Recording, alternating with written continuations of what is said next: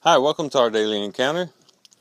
Today we get to read God's response to Job. We've been going through the book of Job for quite a time now, and we've heard a lot of different opinions, a lot of different viewpoints by Job, by his three friends, by Elihu. Everybody's kind of coming at this from different angles. And now we're going to hear God actually speak. And it says in verse 1 of chapter 38, "Then the Lord answered Job out of the whirlwind and said," and this whirlwind could have been a literal whirlwind that formulated and maybe was a manifestation of God's presence. In chapter 40, in verse 6, it says, "Then the Lord answered Job out of the storm and said," and it continues. It could have been a very literal storm and a literal whirlwind. Or some take this to mean that it is a figurative whirlwind and a figurative storm, just talking about Job's circumstance, his sufferings that he was undergoing. That was like a whirlwind. It was like a storm to him, and God spoke out of that suffering and spoke to Job. Either way, we have God speaking, and God is going to ask Job some questions and going to put Job really in his place. In verse 2 it says, "Who is this that darkens counsel by words without knowledge?" And I wonder sometimes, especially as I read this verse, how many times I have prayed to the Lord and have come to Him thinking that I knew what, or that I had accurately assessed the situation and that I knew what the solution was. And maybe God's response to me could be exactly His response to Job. "Who is this that darkens counsel by words without knowledge?" You know, us as humans, we have such a limited amount of knowledge. Yes, we have Google. Yes, we have the internet. And yes, we can punch in just about any question and get an answer on it. But some things we just don't have the answers for. And some things we just can't Google. And one of those things is the ways of the Lord and the purposes of the Lord.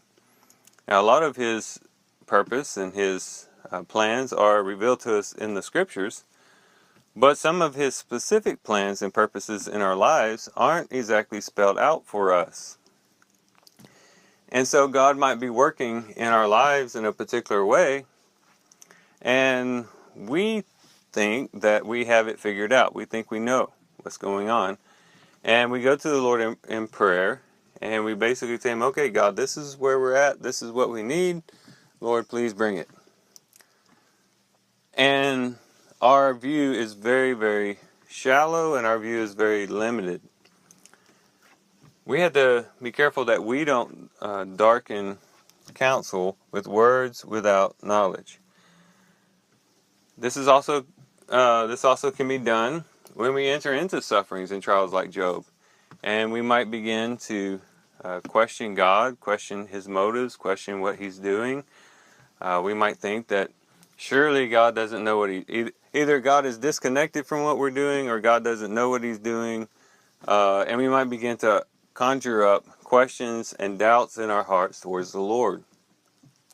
But once again, we got to go back to this idea that we are very limited in our knowledge and in our understanding. That's what God is really driving home for Job, as he goes on to ask him all these questions. Where were you when I laid the foundation of the earth? Who set its measurements? Who stretched out the line on it? On what were its bases sunk? Who laid its cornerstone? And he just goes on and on and on, using the creation to emphasize the fact that God established this earth with an immeasurable amount of wisdom and knowledge and understanding. And we don't even understand a fraction of it. And yet we want to question God. And we want to go to God as though we have our life situation figured out. Absolutely not. You know, this world is has been going on for thousands and thousands and thousands of years. And it did fine without us all that time. God ran the world fine when we weren't here. And so God wasn't waiting around for Joey to be born or anybody else to be born so he can finally get the answers that he needs so he can run the world in the proper way. Absolutely not. We need to understand that, we've only been alive for a very, very minute amount of time compared to, of course, God, who is the Ancient of Days. And our knowledge is very, very limited. It's limited to our culture. It's limited to our time frame, the time frame of our lives. And so sometimes we need to leave the tough questions, the hard questions, to God where it belongs. Remember, the secret things belong to the Lord.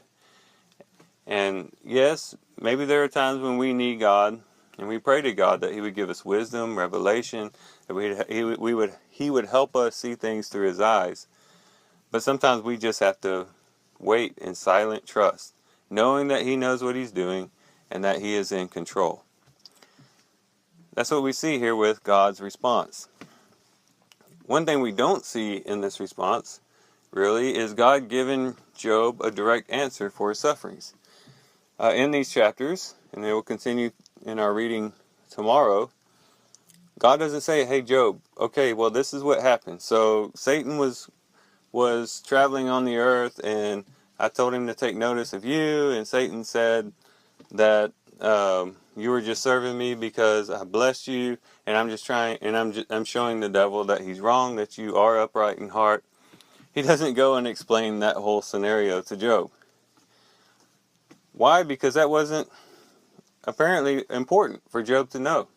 What was important for Job to understand was what is the right posture for him to have while going through the sufferings. And that's what we need more so than answers when we are suffering. Even though that's what we really, really want and what we strive for, we just want to know, why did this tragedy happen? Why are we having to go through this? What we need to be more concerned about is, how can I have the proper posture, the proper disposition, the right attitude towards God throughout this situation, because that's more important than having all the answers. As mentioned before, we may not ever have the answers in this life for why we suffer, but what we can do is make sure that on our end we respond to these sufferings in a good way, and leave God to what He does, and take care of what we do on our side in our relationship with Him. So these are some things to think about. Hopefully they're helpful for you. I do thank you guys for listening in today. Hope you guys have a great day. Love you guys. God bless.